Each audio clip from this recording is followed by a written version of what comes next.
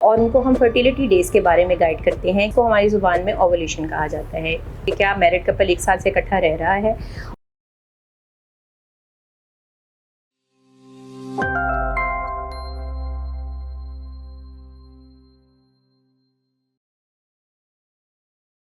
अस्सलाम वालेकुम, मेरा नाम डॉक्टर अरुषा अस्मत है। मैं वुमेन वेलनेस ग्रुप के पैनल से आपसे बात कर रही हूँ। आज जिस मौजू पे मैं बात करूँगी वो है एक साल तक हमल का ना ठहरना। जब भी कोई मैरिड कपल एक साथ इकट्ठा रह रहा हो एक साल तक और उसके बावजूद हमल ना ठहर पा रहा हो, तो इसका मतलब है कि उसे किसी डॉक्टर को कंसल्ट करने की ज़रूरत है।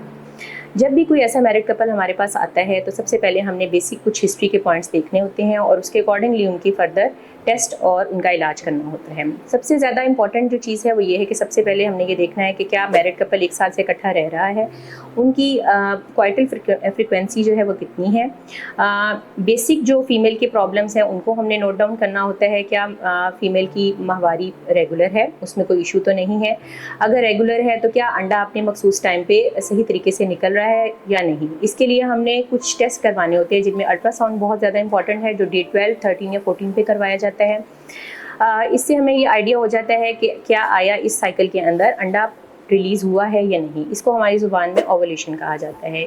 इसको कंफर्म करने के लिए सीरम प्रोजेस्टेरोन के नाम से एक और टेस्ट होता है जो कि हम डे 21 ऑफ पीरियड्स पे भी करवा सकते हैं।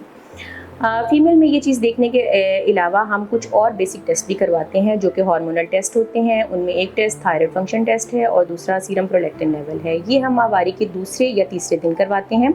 इससे भी हमें हार्मोनल फंक्शन का पता चलता है और ओवुलेशन के बारे में काफ़ी आगाही होती है।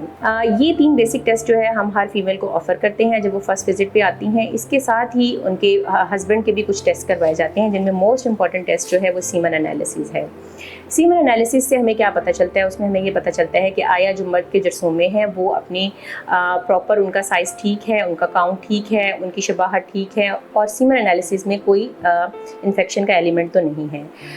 मर्द की जो ट्रीटमेंट है वो उनकी सीमन एनालिसिस के मुताबिक की जाती है। कपल में दोनों मियाँ बीवी दोनों के जो टेस्ट हैं उनके रिपोर्ट्स के मुताबिक जो है फर्दर इलाज जारी किया जाता है।